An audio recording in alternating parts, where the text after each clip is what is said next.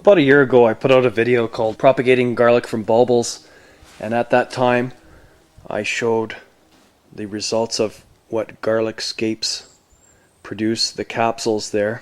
Here's what a garlic would look like at maturity with the scape left on. I talked about the flower head and these bulbils, and I also showed the rounders.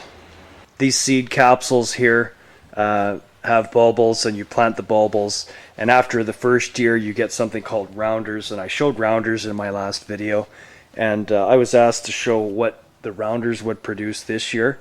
I guess I'll show that now. I figure I better show it. I've been using up this garlic and giving it away, and I'll show the difference here. So it takes a few years to get full-sized heads at maturity. I'll show you the 4 types here and how they did with the rounders here in my garden at home. So this is northern Quebec, and on the left-hand side of the stick you see the normal, these are the full-sized heads planted from regular cloves, and these 3 here were planted from those rounders. So that's what you can expect from your rounders the following year. From bulbils gives you rounders, and from rounders gives you these smaller heads. Now I would reasonably expect that the heads would be pretty close to full size next year. So that's my northern Quebec and what happened with it there. I've used up quite a bit of the smaller heads. Second type here is Ukrainian Mavnev. The full-sized mature heads on the right here, and this is what my rounders give me there with that type of garlic. And here's another example of that with the rounders on the left giving me the immature heads, and on the right is fully mature Leningrad. I really like this Costin's Red Russian. This is the red marbled garlic. You can almost hardly tell the difference really from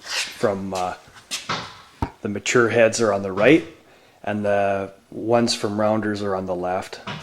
Pretty close in size. This is these are pretty good sized heads coming from those rounders.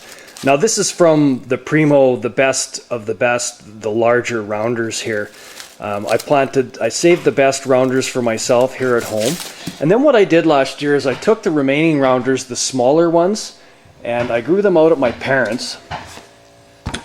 And this here is a mix of all what the rounders produced out at my parents'. Now of course I wasn't out there to look after it and water it so much. It had less than ideal growing conditions, and the rounders were, like I said, the smaller ones that I had.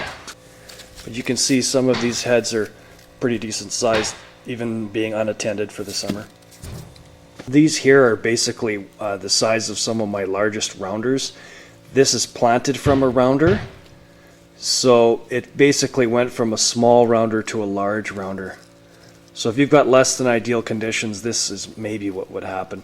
But you could plant this and then next year you would end up with something like that, right? I'm going to dehydrate all of these, so I'm not worried about keeping those separate.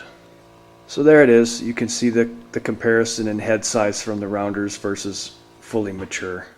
1, 2, 3, 4. If you check out my video from last year, the largest rounders were from this Costin's Red Russian. I suppose that's why they produced the largest heads in comparison. Those heads are almost indistinguishable. Next year they would be full size for sure. So the smaller rounders do produce. They just produce something a little bit smaller, but it's all good stuff. I guess there's no rush on this. I'm going to start peeling and dehydrating it today. I just thought I'd show some of this stuff before it's all gone. So there you go, Steve. That's what mine looks like.